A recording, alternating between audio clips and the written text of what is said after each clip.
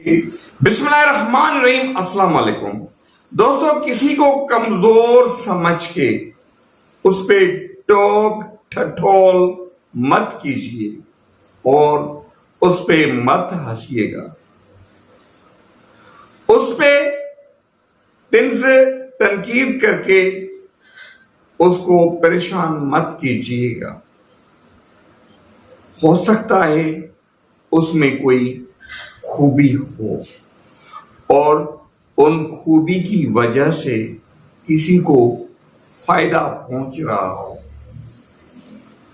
मैं आपको एक बूढ़ी औरत की कहानी बता रहा हूं। गांव में एक बूढ़ी औरत रहती थी। उसके पास दो घड़े थे। एक नया घड़ा था, दूसरा कुछ पुराना। जो पुराने वाला घड़ा था उसमें दरारें थी, एक आधा सुराख था। वो बूढ़ी औरत सुबह सवेरे दरिया के किनारे जाती थी, वहां से पानी लेती थी दोनों घड़ों में।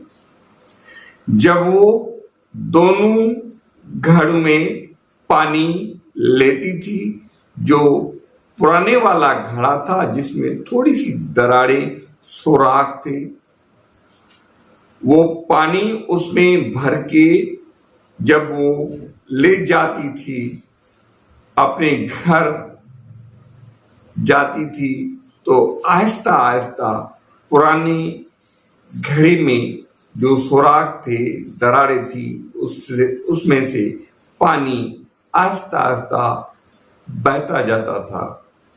जब वो घर पहुंचती थी तो उसमें बाकी पानी रहता था, तकरीबन आधा घड़ा खाली हो जाता था। तो नया वाला घड़ा जो था उस पुराने वाले घड़े पे तकरीबन हंसता था, टोक ठठोल करता था और उस पे तनकीद करता था। उसको कहता था, यार आप तो कमजोर हो, आप में तो कुछ भी नहीं है। वो बूढ़ी औरत तो पानी आप में भरती है, पानी डालती है, मगर पहुंचते पहुंचते तकरीबन आप आधा खाली हो जाते हो। तो आप में कोई हाल ही नहीं है, फिर भी वो क्यों पानी उठाती है? वो तकरीबन परेशान रहता था, रोता था। इस सिलसिले को 1-2 साल भी हो गए।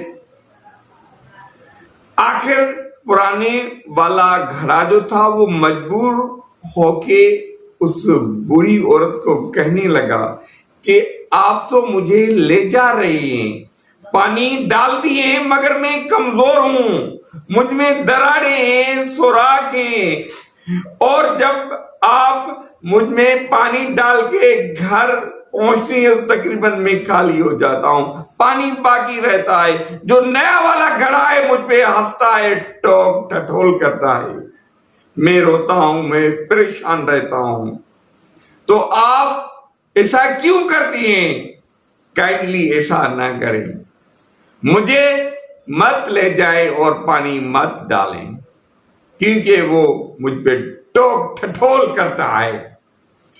तो उस बूढ़ी औरत ने पुराने वाले घड़े को कहा कि आप परेशान न हो, जो आप में खूबी है वो उसमें नहीं है, उसको पता ही नहीं है कि आपने साइड में क्या काम किया है। शायद आपको भी पता नहीं है, मुझे पता है कि आप कौन कौन सा अच्छा काम कर रहे हैं।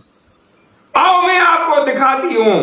जब मैं, ये देख लो, जब मैं आप में पानी भर के अपने घर ले जाती हूं तो रास्ते में जो पानी टपक टपक के बह जाता है तो जमीन को सैराब कर देता है और उसमें जमीन में नए नए जो गुल होते हैं वो उगते हैं।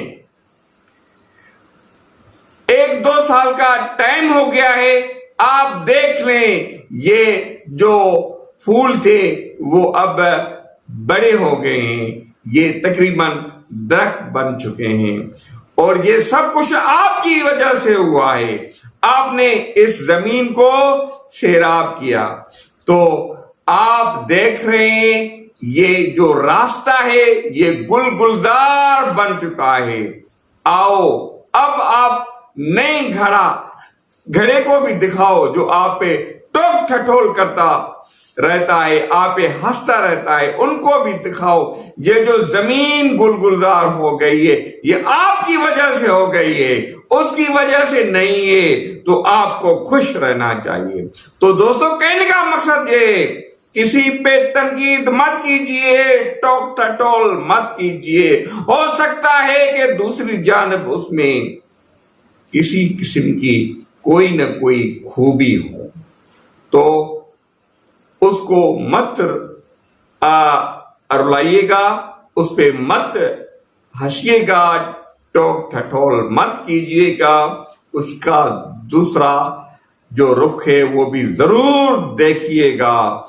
तो बस यही कहने का मकसद है कि दूसरों पे तनकीद मत कीजिए, उसकी दूसरी साइड भी जरूर देखिएगा। आपकी बड़ी मेहरबानी। Thank you.